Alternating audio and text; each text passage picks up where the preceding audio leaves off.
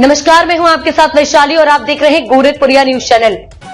दिल्ली शराब घोटाला CAG report में खुलासे, क्या अब आपकी चिंता बढ़ेगी?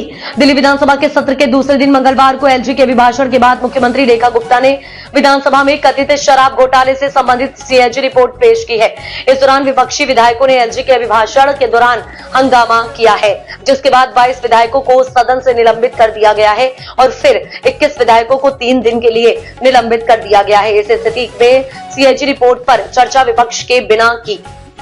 विधानसभा अध्यक्ष विजेंद्र गुप्ता ने रिपोर्ट पर चर्चा शुरू करने से पहले कहा कि पिछली सरकार ने इस रिपोर्ट को छिपाने की कोशिश की थी। उन्होंने कहा कि इस रिपोर्ट में खुलासा हुआ है कि दिल्ली की शराब नीति में बदलाव के कारण सरकार को 2026 91 करोड़ रुपए का नुकसान हुआ है। अब जानिए सीएजी रिपोर्ट में किए गए प्रमुख खुलासे।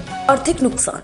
सीएजी रिपोर्ट के अनुसार सरकार की शराब नीति के कारण दिल्ली सरकार को 2002.68 करोड़ रुपए का भारी राजस्व नुकसान हुआ है। नियमों की अनदेखी। दिल्ली उत्पाद शुल्क नियम 2010 के लिए नियम 35 को नई शराब नीति में लागू नहीं किया गया था। लाइसेंस जारी करते समय लापरवाही। सरकार ने आवश्यक मानदंडों की जांच के बिना लाइसेंस जारी किया, जैसे कि दिवालिया होने का हाल, वित्तीय लेखा जोखा, बिक्री डेटा और अन्य राज्यों में घोषित थोक कीमतें और अपराध पृष्ठभूमि की जांच नहीं की गई। थोक व्यापारी के मार्जिन में वृद्धि। थोक व्यापारी के मार्जिन को 5% से बढ़ाकर 12% कर दिया गया। वित्तीय रूप से कमजोर संस्थाओं को लाइसेंस, कमजोर वित्तीय स्थिति वाली संस्थाओं को लाइसेंस जारी किए गए। विशेषज्ञ समिति की सिफारिशों की अनदेखी।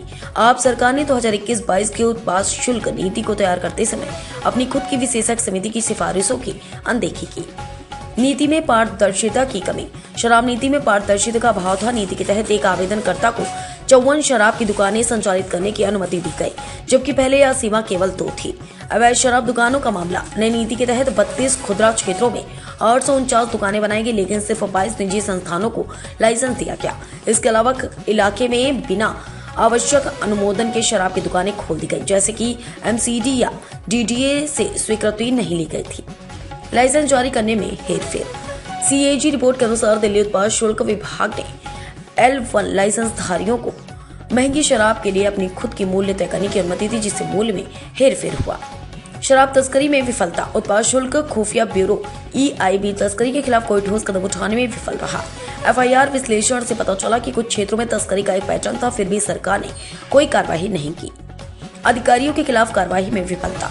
आप सरकार ने शराब लाइसेंस धारियों के खिलाफ उत्पाद शुल्क कानूनों का उल्लंघन करने पर कोई कार्रवाई नहीं की। शराब की दुकानों पर छापेमारी की विफलता। उत्पाद शुल्क छापेमारी अव्यवस्थित थी और इसका कोई असर नहीं हुआ। रिपोर्ट गलत थी और शो कॉज नोटिस भी गलत तरीके से तैयार किए गए थे।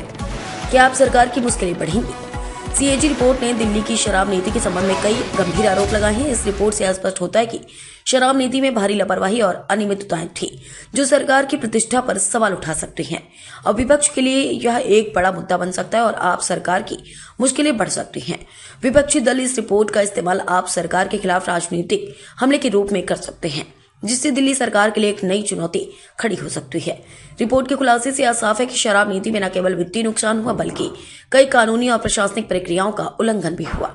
ऐसे में अब देखना यह होगा कि आप सरकार इस पर किस तरह प्रतिक्रिया देती है और क्या वे इस मामले में किसी प्रकार की सुधारात्मक कार्रवाई करती है। अब तक के लिए इतना ही। वीडियो को लाइक और शेयर करें और चैनल को सब्सक्राइब करें।